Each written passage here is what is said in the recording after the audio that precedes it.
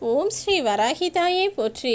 எனது அன்பு குழந்தையே, உன் வராகியை அம்மாவாக நினைத்தால் இப்போதே நான் சொல்வதை முழுவதுமாக கேள். இல்லை, நானும் ஒரு சிலைதான், கல்தான், நீ கேட்டது எதையுமே நான் உனக்கு செய்ய மாட்டேன் என நினைத்தால் சற்றும் யோசிக்காமல் இப்போதே இந்த பதிவை நிறுத்திவிட்டு நீ கடந்து போகலாம் என் செல்லமே. ஏனெனில் ஒரு அம்மாவாக நீ படக்கூடிய கஷ்டங்களையும் உன் மனவேதனைகளையும் நித்தமும் பார்த்து கொண்டிருக்கும் நான் இதற்கு மேலும் உன்னை துன்பப்பட விடக்கூடாது என உன்னை காப்பாற்றுவதற்காக தான் உன்னிடம் மனம் விட்டு பேச வந்துள்ளேன். என்ன நடந்தாலும் இனி எதை பற்றியும் நீ கவலை கொள்ளக்கூடாது. அத்தனையும் உன் வராகியம்மா நான் பார்த்து கொள்கிறேன் என உனக்கு துணையாய், ஆறுதலாய், அரவணைப்பாய் அன்பான வார்த்தைகளை கூறுவதற்காக தான் உன்னை தேடி வந்துள்ளேன் என் செல்லமே. நீ இல்லாத இடத்தில் உன்னை பற்றி என்ன பேசியிருப்பார்கள் என நீ யோசிக்க ஆரம்பித்து விட்டாலே இந்த உலகில் எந்த உறவுடனும் நீ நட்பு வைத்து கொள்ளவே கூட முடியாது.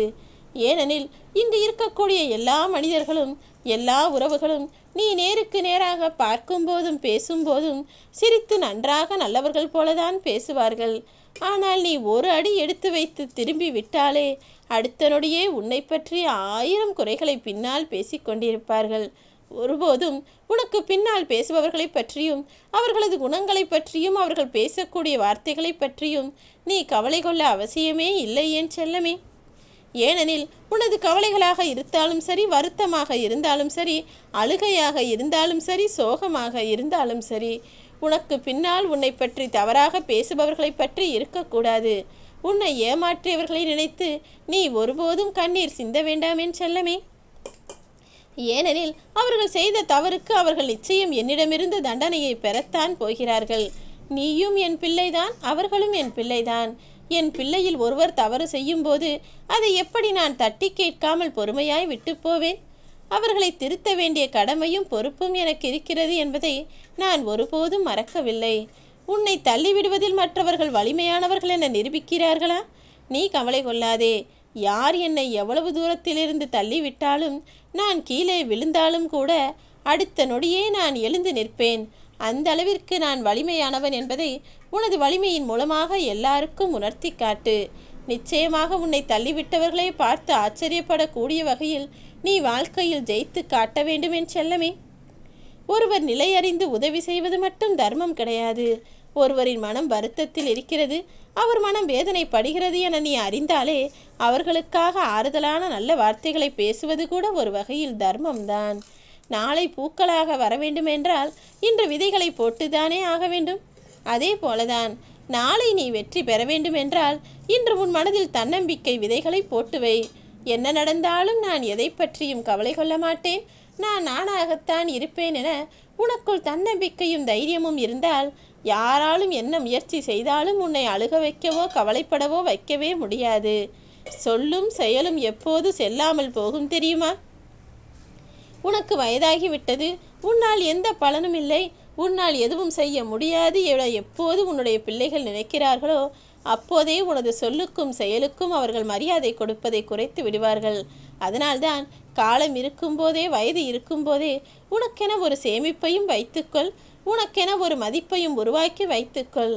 இப்போது உள்ள பெற்றவர்கள் எல்லாம் தன் பிள்ளைகளிடம் நண்பர்களாகவும் தோழிகளாகவும் பழகுகிறேன் என எல்லாவற்றையும் விட்டு கொடுத்து அனுசரித்து போகுவதெல்லாம் சரிதான். ஆனால் மரியாதை என்பது எப்போதும் மனதிற்குள் இருக்கும்படி நடந்து கொள்ளேன் செல்லமே. நீ ஒருவருக்கு உதவுவதன் மூலமாக இந்த உலகமே மாறிவிடும் என்று நான் சொல்ல மாட்டேன். ஆனால் நீ ஒருவருக்கு உதவுவதால் அவருடைய உலகம் மாறுகிறதல்லவா? அந்த உதவி என்பது அவருடைய வாழ்க்கையே மாற்றிவிடும். அந்த வாழ்க்கைதானே அவருக்கு உலகமாக இருக்கிறது. நிச்சயமாக அதன் மூலமாகவே நான் அவர் வாழ்க்கையை மாற்றுவதோடு மட்டுமல்லாமல் அவர் உலகத்தை மாற்றுவதற்கு காரணமாக இருந்த உன் வாழ்க்கையையும் நிச்சயம் சந்தோஷம் நிறைந்ததாக மாற்றி காட்டுவேன். நீ மற்றவர்களுக்கு எதை செய்தாலும் அது பல மடங்காக உன்னிடம் வந்து சேரும் என்று சொன்னது போல்தான் நீ மற்றவர்களுக்கு செய்த உதவியானது பல மடங்கு நன்மையாக உன்னிடம் வந்து சேரும். நீ இல்லாத போது உன்னை தேடுகிற இந்த மனிதர்கள் நீ இருக்கிற வரையிலும் உன்னை அலட்சியமாய் நினைக்கிறார்கள். அதை நினைத்து கவலை கொள்ள வேண்டாம் என் செல்வமே. நிஜமாகவே உன் மீது எல்லாருக்கும் மதிப்பும் மரியாதையும் இருக்கத்தான் செய்கிறது. நீதான் தேவையில்லாமல் கவலை கொள்கிறாய். வாழ்க்கையில் இன்னும் என்னால் முன்னேற முடியவில்லையே, வேகமாக எனக்கான முன்னேற்றத்தை கொடுங்கள் என எதற்காக நீ கவலைப்படுகிறாய்? நீ பின்னோக்கி போகவில்லை என்பதை நினைத்து சந்தோஷப்படு. இருந்த இடத்தில்தானே இருக்கிறாய். விரைவிலேயே நான் உன் கரங்களை இறுக்கமாக பிடித்து வாழ்க்கையின் உயரத்திற்கு, உச்சாணி கொம்பிற்கு, வெற்றிகரமான படிக்கு அழைத்து சென்று விடுவேன். வாழ்க்கையில் உனக்கு வரும் துன்பங்களில் பாதிக்கு மேல் என்ன தெரியுமா? நீயாகவே கற்பனை செய்து கொள்ளக்கூடிய கஷ்டங்கள் தான். ஏன் எதற்கெடுத்தாலும் அது நடந்துவிடும், இது நடந்துவிடும் என நீயாகவே பயந்து கவலைப்பட்டு கஷ்டப்பட்டு கொண்டே இருக்கிறாய். இந்த உலகத்தில் நீ பிறக்கும்போது பிறக்கப் போகிறாய் என்பதை அறிந்திருக்கவில்லை. எந்த மனிதர்களும் எப்போது இறப்போம் என்பதையும் அறிந்தவர்களாக இருப்பது கிடையாது. பிறப்புக்கும் இறப்பிற்கும் நடுவிலாவது வாழ்க்கையை புரிந்து கொண்டு நடந்து கொள்ளலாம் அல்லவா? ஏன் எப்போது பார்த்தாலும் வருத்தமும் வேதனையும் மனக்கலக்கமும் மட்டுமே உங்களுக்குள் இருக்கிறது? 1000 உறவுகள் துணை இருந்தாலும் உனது வாழ்க்கையை நீ தனியாக எதிர்கொள்ள வேண்டிய கட்டாயம்தானே இங்கு இருக்கக்கூடிய மனிதர்களுக்கு இருக்கிறது. வாழ்க்கையில் எல்லாமே நடப்பது போல்தான் நடக்கும். நான் நம்பிக்கையை மட்டும் வராகி அம்மாவிடம் கொடுத்து விடுவோம் என தைரியமாக உன் வாழ்க்கையை வாழப்பார். உள்ளங்கை அளவுதான் மனிதர்களின் இதயம். ஆனால் அதற்குள் அவர்களுக்கு இருக்கக்கூடிய கற்பனைகள் தான் அளவில்லாமல் இருக்கிறது. எப்போதும் நீ நல்லதையே நினை. நல்லதே உனக்கு நடக்கும் என நம்பிக்கையோடு இருந்தால் நடக்கக்கூடிய விஷயங்களை உனக்கு நன்மையாகவும் நல்லதாகவும் இனிமையாகவும் நான் நடத்தி கொடுப்பேன். எல்லாமே சில காலம்தான். நல்லதோ கெட்டதோ எல்லாம் உன்னை விட்டு கடந்து போய்விடும் என்பதை புரிந்து கொண்டால் கஷ்டங்களை நினைத்து கவலைப்பட்டு வருந்த மாட்டாய்தானே? என் அன்பு பிள்ளையான நீ ஏமாளியாக இருக்கிறாய் என்பதால் எனக்கு எந்த கவலையும் இல்லை. ஏனெனில் ஏமாளி எப்போதும் ஏமாறுவானே தவிர யாரையும் ஏமாற்ற மாட்டான். அதனால் நீ யாருக்கும் கெடுதல் செய்யவும் மாட்டாய், ஏமாற்றவும் மாட்டாய் என்பதை நான் அறிந்ததால் தான் உன்னை தோற்று போகாமல் பாதுகாத்து கொண்டிருக்கிறேன். நீ ஏமாளியாக வேண்டுமானால் இருக்கலாமே தவிர யாரிடமும் எப்போதும் ஏமாந்து கொண்டே இருக்கும்படி நான் விட்டுவிட மாட்டேன். இது எல்லாமே ஒரு எச்சரிக்கைதான். நீ ஆரம்பத்திலேயே இப்படி ஏமாளியாக இருக்கக்கூடாது என்பதை உணர்த்துவதற்காக தான் ஓரிரு முறை உன்னை ஏமாற்றும்படி விட்டுவிட்டேன். உன்னை ஏமாற்றியவர்களெல்லாம் இப்போது சந்தோஷமாக நிம்மதியாக வாழ்கிறார்கள் போல தெரிகிறதா?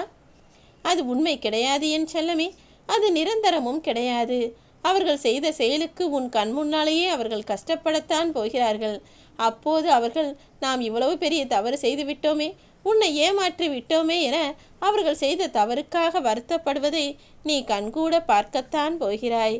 நல்லவராய் இருப்பதெல்லாம் நல்லதுதான். ஆனால் நல்லது கெட்டது தெரியாத நல்ல பிள்ளையாய் நீ இருக்கக்கூடாது. யார் எப்படிப்பட்டவர்கள், யார் எப்போது எப்படி நடந்து கொள்வார்கள், யார் நல்லது செய்வார்கள், யார் கெடுதல் செய்வார்கள் என்பதை புரிந்து கொண்டு யோசித்து கொண்டு நடந்து கொள்கிற ஆளாக நீ தெளிவான மனநிலையோடு இருக்க வேண்டும். பொய்யான மனிதர்களுக்காக உன்னுடனேயே இருக்கக்கூடிய உண்மையான உன் வராகி அம்மாவை நம்பாமல் இருந்து விடாதே. எப்போதும் நான் உனக்கு துணையாய் இருப்பேன். உலகத்திற்கே வெளிச்சம் கொடுக்கக்கூடிய அந்த நிலவிற்கே அமாவாசை என்கிற கருப்பு நாள் இருக்கிறது தானே? அப்படி இருக்கும்போது மனிதனாகிய உன் வாழ்க்கை எம்மாத்திரம்? உனக்கும் கஷ்டங்களும் பிரச்சனைகளும் வரும். ஆனால் உன் வராகி அம்மா நான் உன்னை காப்பாற்றுவேன்.